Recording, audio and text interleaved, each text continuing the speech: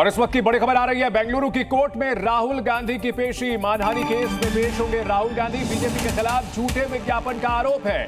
तो बीजेपी के खिलाफ झूठे विज्ञापन का आरोप जिसमें कि दर्ज करवाया था बीजेपी ने मानहानि का केस। बीजेपी सरकार पर करप्शन का आरोप लगाया गया। तो मानहानि केस में पेश होंगे राहुल गांधी। बेंगलुरु की कोर्ट में राहुल को पेश होने का आदेश। कर्नाटक की जो बसवराज बोम्मई सरकार पहले थी उसके खिलाफ झूठे विज्ञापन का यह पूरा मामला।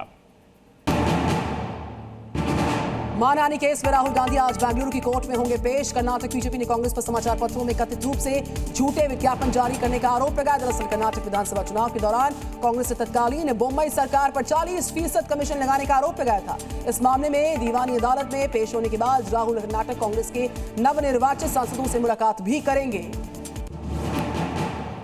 नीट पेपर लीक में एनटीए की आई सफाई। कहा एनटीए ने अपनी सभी परीक्षाओं में पारदर्शिता की एक निर्धारित प्रक्रिया अपनाई। पेपर लीक मामले से किया इनकार। दूसरी तरफ छात्रों के एक समूह ने सुप्रीम कोर्ट में याचिका दाखिल कर दोबारा से परीक्षा कराने की मांग की है। दरअसल एनटीए ने मेडिकल परीक्षा का रिजल्ट जारी किया जिसमें 67 अभ्यर्थियों ने टॉप स्थान हासिल किया जिसमें से ज्यादातर राजस्थान के हैं। इसके बाद से ही नीट परीक्षा के नतीजों पर सवाल उठ रहे हैं।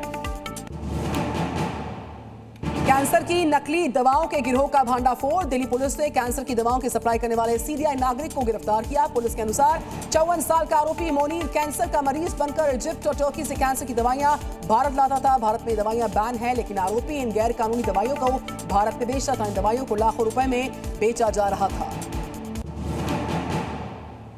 पश्चिम बंगाल में चुनाव के बाद हो रही हिंसा पर कोलकाता हाईकोर्ट ने जताई चिंता। कोर्ट ने ममता सरकार को फटकार लगाते हुए हिंसा को तुरंत रोकने और हर घटना को रिपोर्ट करने का आदेश दिया। हाईकोर्ट ने सरकार की तैयारियों पर सवाल उठाते हुए कहा कि क्यों बंगाल में ही केंद्रीय बलों को तैनात करना पड़ रहा है। इतना ही नहीं, कोर्ट ने कहा कि कहीं भी हिंसा होने पर ईमेल के जरिए पुलिस को इसके बारे में सूचित करना पड़ेगा। बाबा केदार के दर पर लगातार उमड़ रहा भक्तों का हुजूम। 10 मई से अब तक 7 लाख श्रद्धालु केदारनाथ दर्शन के लिए पहुंचे हैं। सिर्फ 28 दिन में 7 लाख श्रद्धालुओं का पहुंचना अपने आप में बड़ा कीर्तिमान है। भक्तों की भीड़ को देखते हुए उत्तराखंड सरकार ने 4 धाम यात्रा के लिए रजिस्ट्रेशन को अनिवार्य कर दिया है। जी न्यूज़।